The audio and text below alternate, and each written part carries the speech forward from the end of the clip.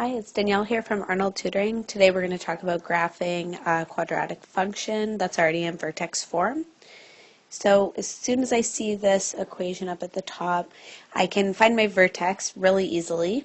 I know it's always going to be this number and this number. For the x value, we always change the sign, so it's going to be -3 instead of the 3 listed there, and 2 for the y value.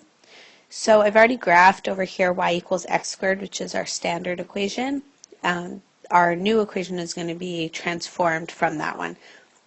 So if I graph my vertex, I'm going to have -3, so we'll do 1, 2, 3, and up 2. So we'll be around here. We know that the parabola is going to be opening up because it's a positive a value right here. And we also know that there's been some transformations. So this 2 out front means it's going to be a vertical stretch of 2. So the whole graph will be taller. And then the entire graph has been shifted to the left 3 and up 2 points.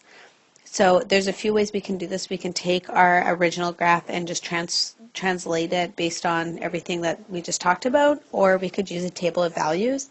I'm going to use a table of values just because it's quick. So if I'm going to use the points -4, -2, -1, and 0, just based on where my vertex is.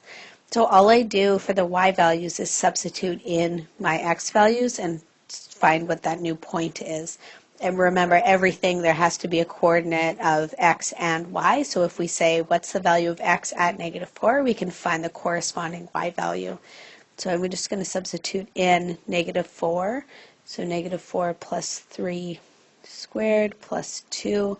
So that would give me, this is -1 squared is 1 times 2 plus 2 is 4. So my next value would be -4 and 4, which is up here somewhere.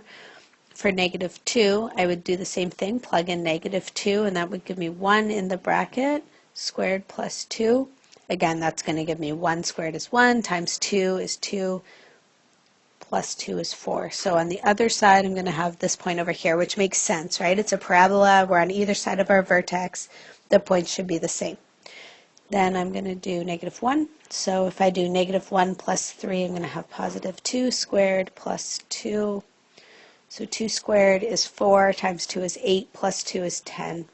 So as I get over here in -1, I'm going to be way up here at 10. And for 0, this will give me 3 in the bracket plus 2. So 3 squared is 9 times 2 is 18 plus 2 is 20. So as I get over to 0, I'm going to be way off the chart up here. So if I were to draw my parabola, we can see, we could always pick some other points if we wanted maybe some more points to the left of the vertex, but we can see that it's shifted, as we suspected, to the left, up 2, and then the entire thing is taller and a bit skinnier than what our original graph is because of the factor 2 in the a value is a vertical stretch of 2. Hopefully this helps. Like I said, several different ways to graph, but usually a table of values is the quickest way. We already knew that the graph was going to be opening up, and it's good that that turned out to be that way.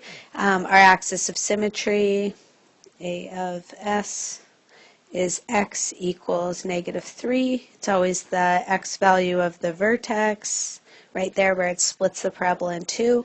And we have a minimum value, of course, because the parabola is opening up, and that's going to be at y equals 2 right here. That's our minimum value of our vertex.